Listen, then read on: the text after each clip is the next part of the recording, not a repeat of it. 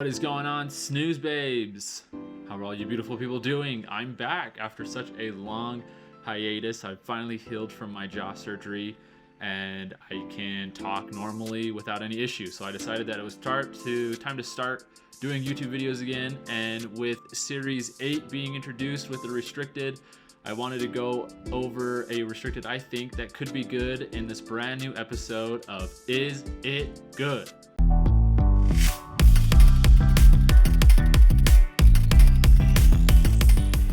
So the Pokemon that we're going to be going over today is Dialga. So Dialga actually seems really good right now. And if you want my opinion on what it can be right up front, I honestly think that it is a 8 out of 10 Pokemon right now. Maybe A tier, maybe low S tier if you're looking for a tier rating. Dialga is actually pretty versatile. It can run a couple sets and use a couple items to great effect.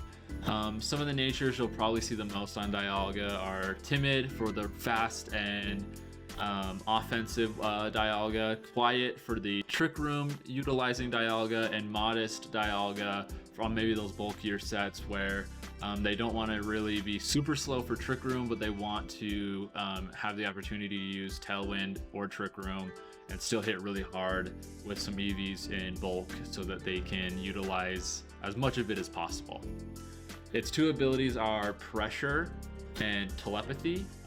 We have the option to use Telepathy now, and I think Telepathy is actually a really good choice for Dialga over Pressure, because you can Earthquake next to things, or use Discharge and things like that, and you won't have to worry about getting hurt by those spread moves, which will do a lot in Dialga's favor and makes it so that it can fit on a couple more teams being immune to any of your partner's attacks. It has a huge base stat total of 680 with 100 base HP, 120 base attack, 120 base defense, 150 base special attack, 100 base special defense, and 90 base speed. This thing is a monster.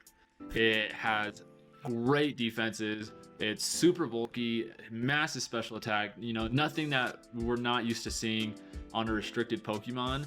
But then you add in Dynamax to this, and it's insane how much damage this guy can output. It's absolutely phenomenal. Some of the moves that you can run on Dialga, depending on the set that you'll be using, are Draco Meteor or Roar of Time. Flash Cannon is a must. Then in your third slot, you can use Thunderbolt, Flamethrower, Earth Power, and that's all depending on the coverage of your team. It has a very deep move pool, so you can use a ton of moves on Dialga, just depending on what you need. And then in your fourth slot, you can do Trick Room, or you can do Protect, get that speed control. Or if you just want to forego Protect or Trick Room, you could throw one of the three moves from slot 3 into slot 4 and have that double coverage if it's something that you really want. The EV spread that I've been using recently for Dialga has just been a fast offensive spread of the timid nature. So 252 speed, 252 special attack, 4 HP. And I haven't felt like I've needed to invest anything into defenses or HP at all. With the ability to lower attack with Max Wormwind, raise its defenses with Max Steel Spike, and then the coverage options, either an Earth Power for special defense, Thunderbolt for electric terrain, Flamethrower for seals. I haven't felt like I've needed to do anything with it. The item that I've liked the most on it has been Adamant Orb. It boosts your dragon and steel type moves by 1.2% or 20%, however you want to look at it. And that's been really nice. Life Orb is another great option you could use on Dialga if you want max output damage as possible.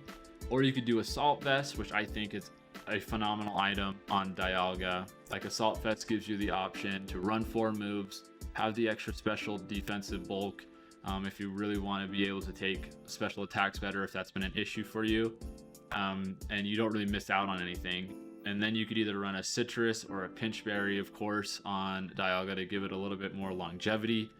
It's just so good at using all these items, and all of them are, I think, equally good. There's nothing you really have to worry about when picking your item with Dialga. You can use any of these to great effect. You don't even have to worry about it.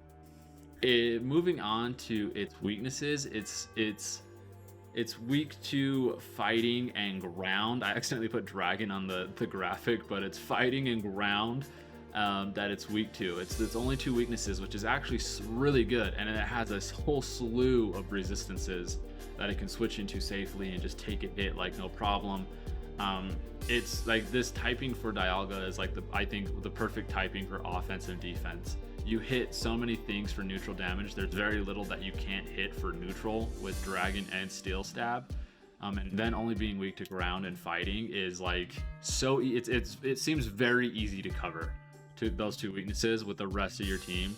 And if you're building around Dialga, you'll find that it's really not all that hard to keep Dialga out of harm's way, especially when you can raise your defenses or special defense to take those super effective moves even better when you're Dynamax. Some of Dialga's major competition is going to be Groudon. Groudon with the ability to Dynamax can take all these attacks that Dialga will put out fairly well, and it can hit really hard with Precipice Blades or Max Quake to raise its own special defense, making it even harder for Groudon to get knocked out by Dialga. And it's going to hit you really hard with those Max Quakes and Precipice Blades, especially if they are faster than you or win a speed tie or have Tailwind. You know, it can become very difficult to deal with Groudon. The other one is Zacian. Zacian, with its massive attack, it's just absolutely massive, can chunk you really hard. If you're Dynamaxed, it's not going to be able to OHKO you, but if you aren't, it's going to do a ton with close combat and probably pick up a one-hit KO. And if you're even chipped a little bit, you got to really watch out, because Zacian's just going to mow through Dialga if it's in the right position to do so. And you're not able to hit it with Dragon, and you're hitting it for neutral with Max Steel Spike or Flash Cannon. So you got to rely on either your third attack to hit it for super effective damage. It just can be very difficult, especially if your opponent knows how to position themselves well around your Pokemon. Zacian has been one of the main things that have been hard for me to beat. Some other non-restricted Pokemon that are going to be difficult for Dialga are going to be Urshifu and Landorus. Urshifu, with its really high attack and able to hit through Protect, and with close combats and Wicked Blows and Surging Strikes, are going to hit you really hard. If they're banded, it's going to do a massive amount of damage and pick up Dialga if it's not Dynamaxed. Landorus is faster than Dialga, which is really good for it, and a lot of Landorus are running Assault Vest. So it's able to Dynamax, outspeed you, get off a Max Quake, raise its special defense even more. You can hit it with a Max Whirlwind to lower its attack, but like it's hitting you way harder than you're gonna hit it turn 1, unless you have some sort of speed control to take advantage of that situation. But those are the only Pokemon that really have a huge advantage against Dialga. You know, some honorable mentions of Pokemon that can really kind of like hold their own against Dialga are going to be some other restricted like Yveltal and the Calyrex Shadow Rider, with, you know, things like Mud Shot, so we can Max Quake and hit really hard on the special defensive side of Dialga and really hurt it really hard there. So watch out for those restricteds as well. Yveltal can Snarl if it's a support set, and you're not going to really be able to do a whole lot to it. Same with Galarian Moltres. It's basically just like a budget Yveltal, but in my opinion it's a little bit better. And if you hit it below 50%, it's going to get its Berserk boost and hit you really hard with Max Darkness and lower your defenses even more. So just watch out for those Pokemon. And then Incineroar is really good at Parting Shot and Snarling, and a lot of them are super specially invested. And so you're not going to be able to pick up the one-hit KO even if you're Dynamaxed. And it's going to be able to Snarl you and Parting Shot and kind of rotate those stat dropping moves. So you got to really be careful with how you're managing your damage output against Pokemon that are built around lowering attack stats. Now moving on to some partners. These are some partners that are really good with Dialga, some that I've had personal success with so far in the format that I've done really well with and haven't seen a whole lot of counters to. My favorite so far has been Whimsicott with Fake Tears. It reminds me a lot of Aaron Traylor's Dallas winning team. with Duraludon and Whimsicott Fake Tears. In my opinion, it's a little better. There obviously you don't get Stalwart, but you do get more damage and more bulk, so there's less you're worried about. And you can Fake Tears, Max Steel Spike, Max Wormwind, Max Quake, Max Flare, whatever you got on your Dialga, and hit for massive damage. You don't really have to worry about a whole lot. There isn't a ton that counters Dialga and Whimsicott, like straight out. You're either Tailwinding and Max Steel Spiking, Protecting and Max Steel Spiking, or Wormwinding, double Protecting, like for fake outs and stuff. And there's just not a ton that really hard checks this thing. So it's a really comfortable lead, and they work really well together. Some other Pokemon that are going to work well with Dialga are ones that help obviously check its counters. So grass types like Venusaur are really good at checking Groudon, because it will take advantage of not only Groudon's Sun, but hit for super effective with Leaf Storm or its G-Max move, or even put it to sleep. So it really is good at checking that. It also helps with just kind of control of the other team with Sleep Powders. So Venusaur is really good if you're struggling with Groudon. Redirection and Friend Guard with Clefairy are really nice for Dialga, because you can redirect fighting type attacks. You can do Helping Hand. You can even have your own speed control with Clefairy with Icy Wind, and so that one pairs really well. And it also gives Dialga a little bit more bulk because of the Friend Guard boost. And then some honorable mentions of Pokemon that can pair well with Dialga are things like Landorus with Earthquake, because you don't have to worry about the damaging because of telepathy. Wolf used that a little bit back in the day with Explosion, so that might make a resurgence. We'll see. It works really well. It also does well at intimidating those physical type attackers with Urshifu with Close Combat, or even the other Groudons. Regieleki is really good because it outspeeds everything in the format. You can hit water types super effectively like Kyogre. You can use speed control with Electro Web. This will help you with your Moltres or your Yveltal matchup if you're struggling with them a lot. And then there's other Pokemon that'll just check Trick Room in general, so like Porygon 2 to help check Trick Room. You got Jellicent that could help check Trick Room. You got Glastrier that can help check Trick Room.